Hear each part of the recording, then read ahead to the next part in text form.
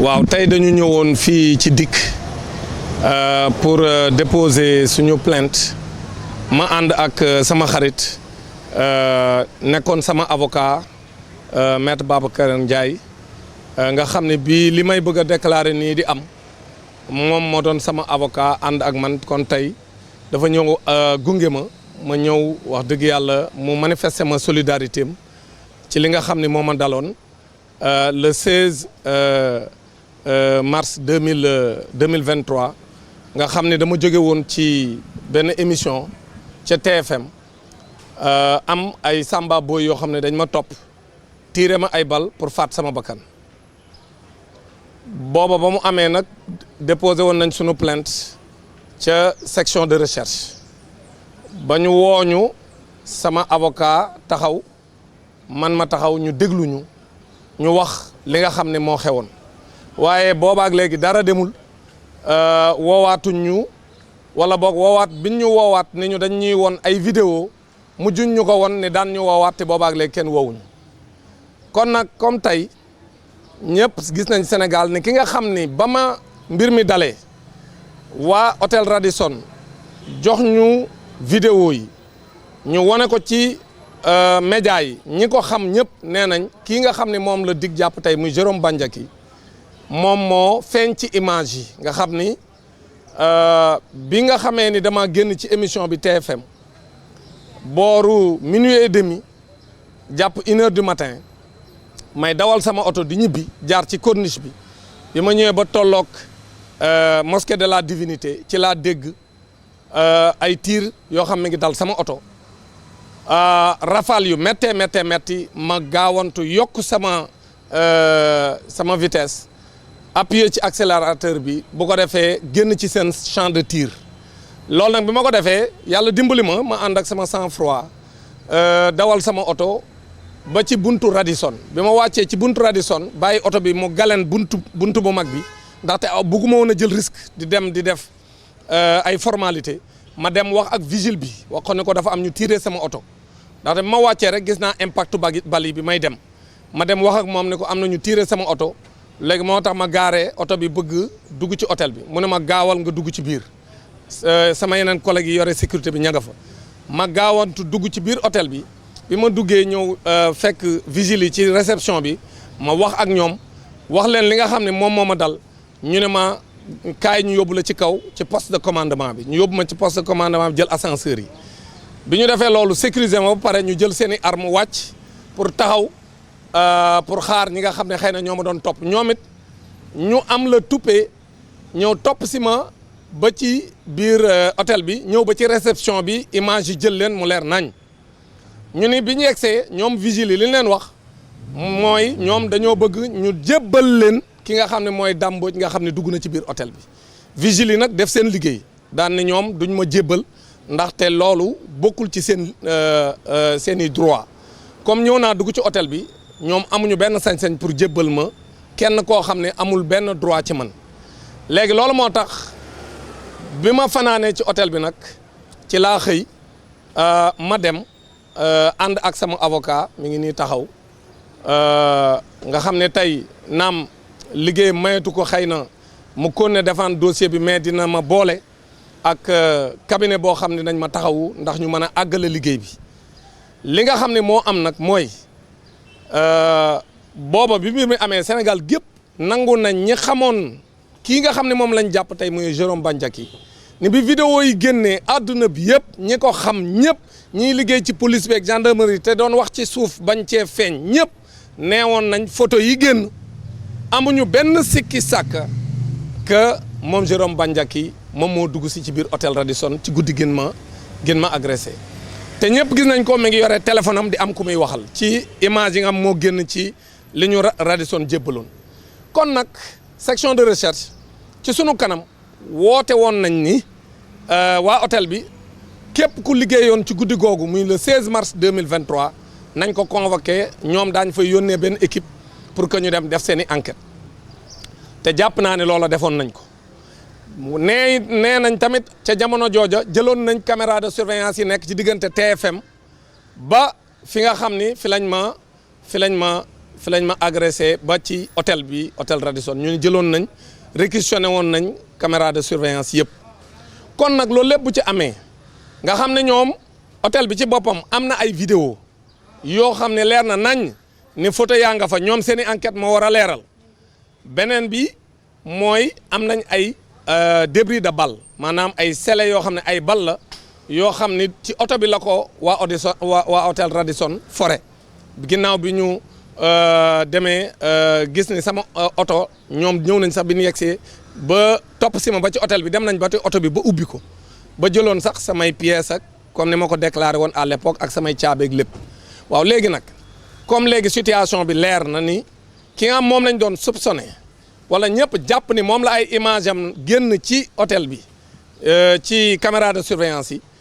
mi ngi ci loxoy DIC kon ñun suñu rôle mooy ñu ñëw fii ci DIC ñu déposer suñu plainte pour wax ne dañoo bëgg mbir mi ñu leeral ko léegi nag enquête mooy leeral ndax moom la wala du moom ndax photo yi moom la wala du moom ndax moom moo ma doon topp ak kan moo ci doon ànd ak moom ak kan moo ko def loo li nga xam ni moom la def loolu lañ bëgg a xam kan moo nekk ci ginnaaw ñi nga xam ni ñoom ñoo ma topp tiire ay bal ci sama oto te nee naa sànq commissaire bi oto bi mi ngi fi impact bal ya ba léegi kenn defaru ko lii laa xamoon ne ba fa muy mujj dina am mooy dinañ am moment boo xam ne enquête bi dina mën a avancer bu ko defee nee naa ko man maa ngi ci disposition yoon oto bi nga xam ne moom lañ tiré également mi ngi ci disposition yoon kon tey lii lañ ñëwoon pour def si ko plainte baa ngi nii déposé nañ ko bañ defal ñu sunu décharge plainte baa ngi nii déposé nañ ko à la DIC defal nañu sunu décharge également déposé nañ photo yi nga xam ni moom la ñu amee woon ci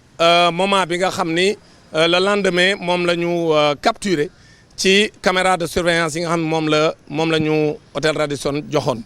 donc extrait caméra de surveillance yi ñu Radisson joxoon mi ngi nii déposé nañ ko dans le dossier donc pour que lépp leer pour nit ñi xam ne daal léegi li ñu waroon a def ñun def nañ ko photo yaa ngi nii leer na nañ ku ko gis di nga gis ni mi ngi dox ci réception wu Radisson bi caméra bi jël ko mu leer nañ mu yore téléphone am di téléphoné moment bii muy téléphoné kan la doon waxal parce que bu ñu xoolee ñi nga xam ñoom ñooy opérateur de téléphone yi ñu dugal leen ci enquête bi jàpp naa ne moment bi may wax le 16 mars 2023 diggante minuit ak 1h du matin bu ñu xoolee comme axe bi ma wax ni fa lañ tiré wax naa ko mu leer muy l'axe mosquée divinité ba génn seen champ de tir ñu ñëw fekk si ma ba hôtel Radisson te moom mii nga xam ne tey moom la ñëpp wax ni image yi génn ci vidéo de surveillance bi moom Jérôme Bandiaky la ñi ko xam ñëpp wax ni moom la kon nag war nañoo mën a jël téléphone am opérateur de téléphone yi wax ñi nga xam ne fa la abonné ci ñoom moment boobu fan la ko fekk pour mu leer ndax moom la wala du moom parce que ñëpp gis nañ ko ci vidéo de surveillance yi mu nekk di wax téléphone. léegi nag li ma bëgg a wax ci loolu mooy réew mi mun ñu fee nekk lu mel nii am fi ñu bëgg koo nëppal jàpp naa ne nguuru Macky Sall moo doon def loolu mais réew mi soppeeku na réew mi nag comme soppeeku na ay kilifa yu bees ñoo fi nekk yoo xam ne jubal ak jubbanti la ñu woote te gëm naa ni képp ku dul naafeq gis nga ni ci loolu lañ nekk comme jubal ak jubbanti lañ nekk kon na ñëpp am yaakaar ci ni daan ko leeral ba mu leer nañ ndaxte réew mi Sénégal mérité wul nit ku taxaw bëgg a faat doomu aadama bu la deful dara même ku la def dara amoo droit faat bakkanam waxantuma laa ku la deful dara kon jàpp naa ni nit ku mel noonu mérité wul di nekk ci biir askan wi kon bu ñu ko téyee jaadu na mais li gën a am solo mooy ñaawteef bu mel nii ki nga xam ne moom moo ko doon sooke parce que tey li naroon a am mooy heure bii ñu naan Dame Mbodj day wax dëgg yàlla anniversaire u rayam mi ngi waaj a ñëwaat ndaxte ñëwoon na 16 mars bii nu génn kon 16 mars prochain lay def 2 ans kon nag man dama war a sant yàlla subhaanahu wa taala mi nga xam ne moom ma rëccal parce que wax dëgg yàlla ku gis oto bi xam ne ku ca rëccee xamal ne yàlla subhaanahu wa taala moo nammul woon ne sa bakkan dafa war a rot parce que bakkan yàlla subhaanahu wa taala moo ko yore kuy war a dem di ko wuy ji moom mooy wax ban bis lay doon ak ban heure lay doon waaye ñoom jéem nañ li nu mën donc def na ni seen i pexe pour faat sama bakkan képp koo xam nag réew mi da nga fay nekk di faat bakkanu doomu aadama yi yoon daf laa war a teg loxo ba noppi nag làq la foo xam ne yow dootoo mën a defati xeetu ñaawteef yu mel noonu kon ñun li ñuy sàkku ci justice su Sénégal mooy lii nga xam ni moom moo ma fa dal depuis date boobu ba léegi te leeralaguñ ko ñu def ci liñ ci war a def lépp pour leeral ko bu ko defee képp koo xam ne laala nga ci muy moom mii nga xam ni moom la image yi wane ni moom moo ñëwoon di def tentative d'assassinat bi ak ñam ca àndaloon ak ki nekk ci seen ginnaaw wala ñi nekk seen ginnaaw lépp enquête bi génn ko ba noppi ñu jaarale mbir mi yoon bu ko defee ñu teg leen daan yi leen war a daan parce que nit kuy rayaate waratoo génn ci askan wi di dox parce que rayaate kooku kenn mënta may kenn mu koy def ci àdduna bi waxantuma la ak sunu réewum Sénégal mii nga xam ni ñun xamuñu loolu ñun luñ mën a am ci penc met ku nekk da ngay wax sa xalaat waaye dem di jéem a rey sa moroomu doomu aadama kon loolu kenn wërta nangu kenn di ko fi def ci penc mi kon nag képp koo xam ne yow loolu nga jógtee li nu jàpp mooy dañ laa war a làq jant bi ba nga xam ni dinañ mën a aar askan wi parce que nit ku mel noonu danger la pour ñu koy bàyyi muy circuler ci biir askan wi kon lii laa bëggoon a wax ci wolof di ko tënk rek ci français. Aujourd'hui, je suis venu à la DIC pour déposer une plainte. La plainte que voici a été déposée cet après-midi devant le commissaire de la DIC, accompagnée de quelques éléments de preuve. Nous avons des photos que nous avons présentées au commissaire et nous pensons que ces photos vont servir à démarrer l'enquête parce que lorsque nous avons eu ces photos, à l'époque, le jour de la tentative d'assassinat, les gens qui connaissent cette personne avaient dit que ces photos reflètent l'image de Jérôme Bandiaky. C'est ça que j'avais reçu comme information de plusieurs personnes qui m'avaient appelé à l'époque. Aujourd'hui, je suis accompagné de mon ancien avocat, à l'époque, Maître Babacar Ndiaye, qui était mon avocat. Il était mon avocat, il m'a accompagné tout au long de cette affaire. C'est la nuit du 16 mars 2023, revenant d'une émission à la TFM, que j'ai été attaqué par des gens, des gens que je ne connais pas parce que je ne les ai pas vus, mais ils m'ont attaqué, j'ai entendu des rafales. Et quand j'ai entendu des rafales, mon premier réflexe était de sortir de leur champ de tir. Et j'ai appuyé sur l'accélérateur et je suis allé directement vers la direction de la ville. Et je me suis dit que le premier refuge que j'aurai, je vais me garer là-bas pour essayer de me sauver.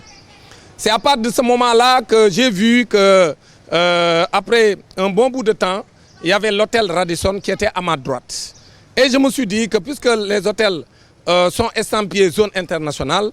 je me suis dit que c'était un bon refuge pour moi. Et je me suis garé devant l'hôtel. J'ai parlé rapidement au vigile de l'hôtel pour lui dire que j'ai été poursuivi et qu'il y a des gens qui ont tiré sur mon véhicule. Et c'est à partir de ce moment que le vigile m'a dit de presser le pas et d'aller à l'intérieur de l'hôtel. Et arrivé à la réception, j'ai également expliqué aux autres vigiles qui y étaient, et ces gens-là, de façon très professionnelle, m'ont accompagné à travers les ascenseurs et m'ont amené donc au niveau de leur poste de commandement. Et arrivé au poste de commandement, ils ont sécurisé toutes les portes et sont descendus avec donc bien armés. Et c'est en ce moment que des gens, d'après ce qu'ils m'ont rapporté après cela, que des gens sont venus et ont réclamé que Dame Mbodj leur soit livré. Et c'est en ce moment-là, maintenant, que ces gens-là ont pris leur responsabilité pour refuser de façon catégorique. Et donc, face à ce refus de me livrer, ils sont partis avec des menaces. C'est comme cela que la situation s'est passée. On m'a trouvé une chambre d'hôtel au niveau de Radisson. J'ai passé la nuit et très tôt le matin, donc la sécurité de l'hôtel est venue me réveiller et j'ai appelé mon avocat, à l'époque Maître Babacar Ndiaye, ici présent, qui est venu le matin avec un huissier et on a fait donc les diligences nécessaires et l'huissier m'a entendu devant mon avocat. Et c'est à la suite de cela que nous sommes allés à la section de recherche. Nous avons porté plainte. Donc le 16 mars 2023, nous avons été entendus. Nous sommes retournés à la section de recherche une deuxième fois, convoqués par le commandant de la section de recherche qui voulait nous montrer des vidéos qu'ils avaient donc réquisitionnées sur l'axe TFM et l'hôtel Radisson. Malheureusement, ils n'ont pas pu nous montrer des vidéos parce qu'il a dit à la dernière minute qu'il était empêché et nous sommes retournés en attendant qu'il nous rappelle. Malheureusement, depuis lors, on ne nous a pas rappelé. Aujourd'hui que la situation a évolué et que cette personne qui a été identifiée par beaucoup de gens depuis lors et que son nom a circulé un peu partout pour les personnes qui le connaissent, nous pensons que c'est le moment opportun de déposer à nouveau notre plainte et c'est ce que nous venons de faire auprès du commissaire de la DIC et nous lui avons également donné les éléments, les débuts d'éléments de preuve que nous avons, les photos qui nous avaient été envoyées à l'époque par l'hôtel Radisson. Maintenant, nous savons qu'à l'époque, Radisson avait des débris de balles ramassés dans mon véhicule et également il y avait les vidéos de surveillance qui avaient pris les images et les images sont très claires. Donc, il y a assez d'éléments pour diligenter l'enquête. Nous, ce que nous voulons, c'est que toute la lumière soit faite sur cette affaire. Parce qu'une personne aussi dangereuse ne mérite pas de vivre dans la société. Nous pensons que la justice doit faire son travail, que la procédure doit être enclenchée et que vraiment toute cette affaire-là soit tirée au clair pour que ces personnes-là dangereuses ou cette personne dangereuse soit mise hors d'état de nuire, mais également que les instigateurs ou les commanditaires puissent être identifiés et également punis conformément à la loi. Donc nous considérons que c'était notre devoir de venir déposer notre plainte pour que vraiment cette affaire soit tirée au clair. Nous n'avons pas le droit dans ce pays d'accepter que des gens pareils puissent vivre avec nous dans la société. En tout cas, c'est ça l'objet de notre déplacement ici à la DIC cet après-midi. Et nous voulons que tous les Sénégalais sachent que cette affaire-là, nous ne l'avons jamais abandonnée. Nous avions porté plainte, l'enquête a traîné les pieds, l'affaire n'a pas évolué depuis lors, mais maintenant que la personne est entre les mains donc, de la justice, nous pensons que c'est le moment de tirer l'affaire au clair et que toutes les parties concernées soient convoquées et que l'enquête soit diligentée pour que vraiment cette affaire soit tirée au clair. C'était ça l'objet de notre déplacement ici et nous avons confiance en notre justice parce que ce pays